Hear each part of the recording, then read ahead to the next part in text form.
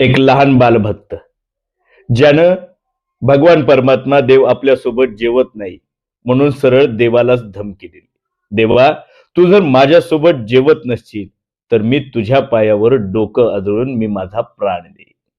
हो, आज मी अशाच एका बालभक्ताची कथा घेऊन तुमच्या समोर आलोय. तो एक बालभक्त होता जो भगवान परमात्म्याला नैवेद्य दाखवायला रोज मंदिरामध्ये जायचा आणि मंदिरामध्ये नैवेद्य दाखवून माघारी घरी यायचा. असे बरेच काळ, बरेच महिने त्यानं देवाला नैवेद्य दाखवला, पण देव काही तो नैवेद्य खात नव्हता. एके दिवशी त्या लहान निरागस बालकाच्या मनात आलं की मी रोज याला भरलेलं ताट नैवेद्याच्या स्वरूपात घेऊन येतोय, पण हा जेवत नाहीये. आणि त्या निरागस बालकाच्या मनात आलं की देवानं जेवलं पाहिजे. आणि त्यानं भगवान परमात्म्याला हाक मारली, देवा, ये रे जेवायला. पण तो भगवान परमात्मा काही प्रगट होईना, जेवायला काही येईना. एक बराच वेळ त्या लहान बालकानं देवासमोर विनवण्या केल्या, गाराणं घातलं, पण देव काही येईना. बरं, देव काय इतक्या सहजासहजी येतो का जेवायला? सांगा बरं तुम्ही मला. विनवण्या केल्या पण देव येईना.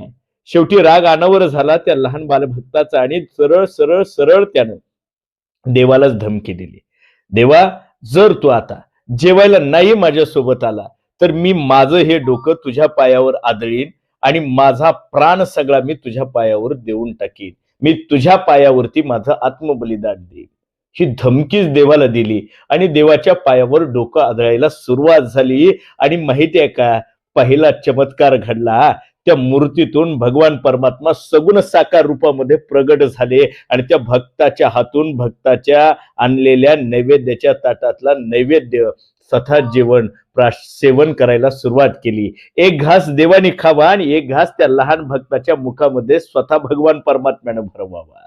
अत्यंत गोड सुंदर हे कथा. तो बालभक्त, लहान बालभक्त जो होता ना, पुढे तोच लहान बालभक्त भगवान परमात्म्याचा अत्यंत लढीवाळ प्रेमळ भक्त झाला.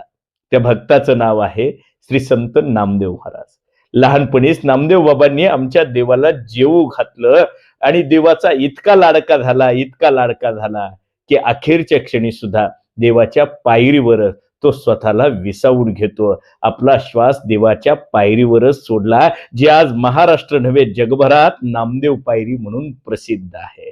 अशा या श्री संत नामदेव महाराजांच्या चरणावरती मी माझा दंडवत घालतो आणि तुम्हा सगळ्या रसिक श्रोत्यांना रामकृष्ण हरी करतो. आवडली कथा तर कमेंट बॉक्स मध्ये श्री संत नामदेव जनाबाई, श्री विठ्ठल, रामकृष्ण हरी लिहायला विसरू नका. तोपर्यंत सगळ्यांना माझा रामकृष्ण.